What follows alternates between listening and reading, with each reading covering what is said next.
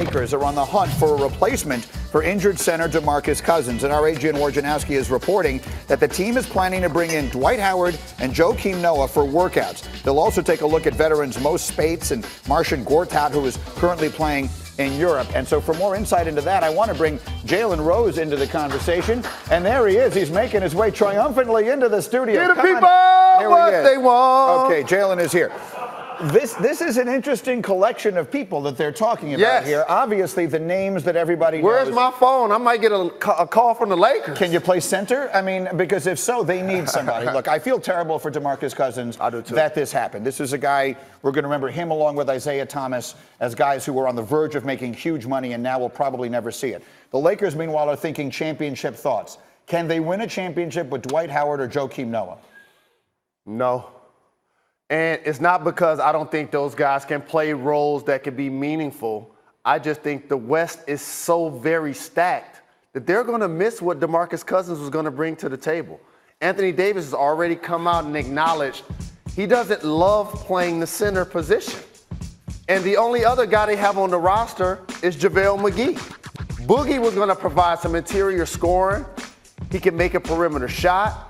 He's pretty good with the ball, dribble handoffs, screening rolls, picking pops. So if you're working out Dwight Howard, you're working out Mo Spates, you're talking about Marcin Gortat, these guys can come and play a role, but they won't be the reason the Lakers win the championship. And I said this yesterday, and I think it went over a lot of people's heads.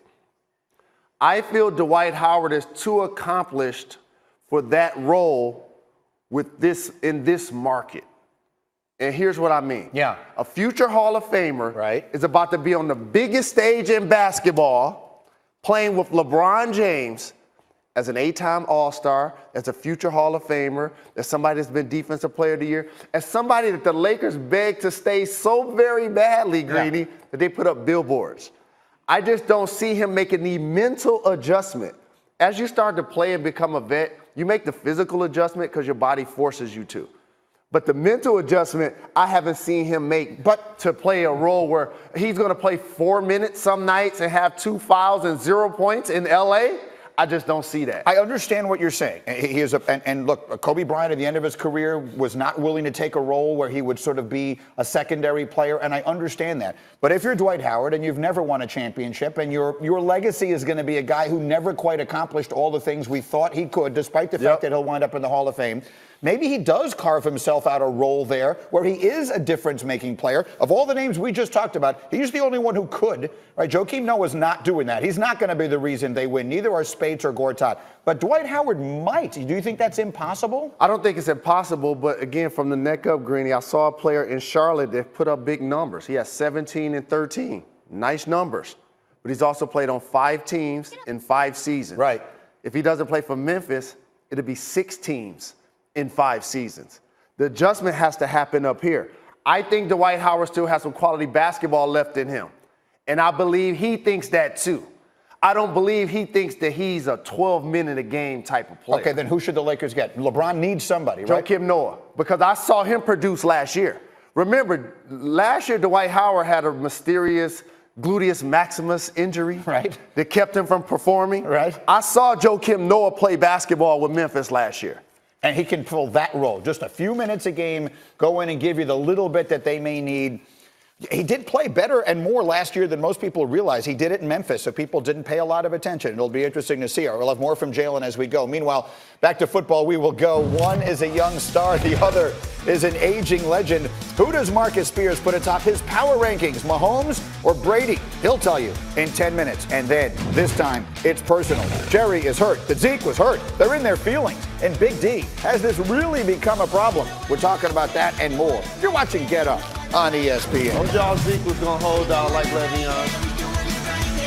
But there have been no shortage of headlines coming out of Cowboys camp. And on Tuesday, we received news that Amari Cooper will likely not play in a preseason game because of a heel injury. Keep an eye on this one. He is hopeful he can practice by the end of the week. We also got word that Dallas is extending linebacker Jalen Smith, giving him the 3rd most guaranteed money among current contracts for an inside linebacker. Maybe a statement made there. And with Ezekiel Elliott still holding out, Jerry Jones responding yesterday to claims from Elliott's agent that he and his client found the Jones-Zeke who joke disrespectful.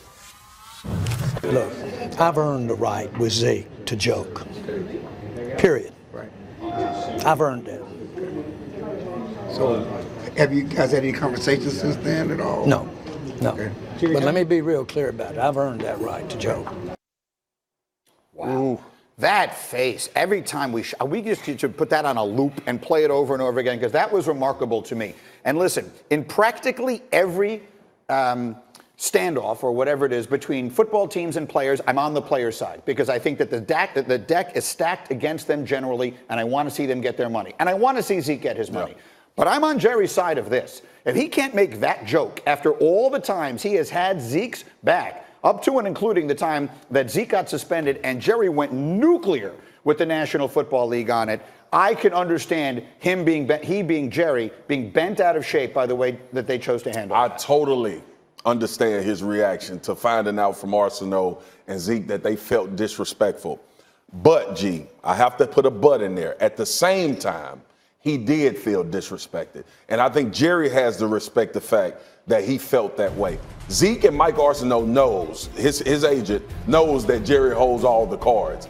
This is a road that they don't want to go down. They don't want this to get personal, right? This guy owns the mountain, right? You have to depend on Jerry Jones to give you a new contract. So from a business standpoint, it is terrible if this gets personal because we've seen Jerry hold grudges. We've seen how he can get when things go outside of the normal structure of getting a contract done. So with all of that being said, when you look at this entire situation, Jerry feels disrespected, that they felt disrespected about the joke that he made, and now this could turn into something that's way more than just getting a contract done. Guys, if we were sitting here 1 year ago today, we'd all say, hey, you know what, Le'Veon Bell, he's a Pittsburgh Steeler. They're going to work it out, or he'll play on a 1 year deal. We always solve these problems. And at some point, that worm turned. And I think what we saw yesterday, and Greeny, you talked about Jerry Jones' facial expression, and Marcus, you talked about him holding a grudge. The worm may be turning here a little bit, like the emotion of this going from, hey, we're a little bit far apart on the economics to something much grander than that. I'm not saying we're there yet, but at some point it turns. And I sat there with Darrelle Revis, our best player on national TV, and at some point I was like, wow, could we lose this guy for a year?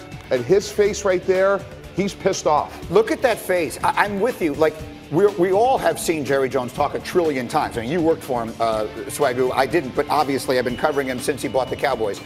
He always smiles after he says something. Almost always smiles. He'll say something and then he'll smile. There was no hint of a smile there. That looked like a guy who was mad. You know what? Mad, and Jerry feels disappointed. Yes. As well. Like, I don't think the anger comes from the disappointment of thinking that he and Zeke had that type of relationship, even through this contract negotiation, even through them not seeing eye to eye on what Zeke should be paid.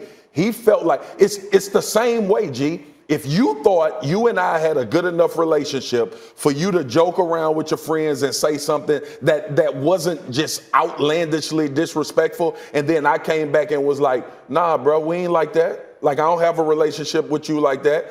And you thinking we do, then it turns into, well, I don't care about this guy either. Right. That's where they've gotten. And that's a bad place because, again, the player has no leverage. In this particular case, the player has no leverage. Agree. I'm telling you, it's not by coincidence that Jalen Smith got signed yesterday. Actions speak louder than words. It's a salary cap system. There's finite resources. There's still money left. But I'm telling you, by getting Jalen Smith signed, Jerry Jones said, hey, watch this. I'm going to run my team the way I want. Jalen Smith's done everything right. On the field, off the field, we're going to reward him. And maybe Amari Cooper's next, Zeke. We'll get to you when I want to. I think we all think this will still wind up getting worked out. But if it doesn't, yesterday was the day it took the turn.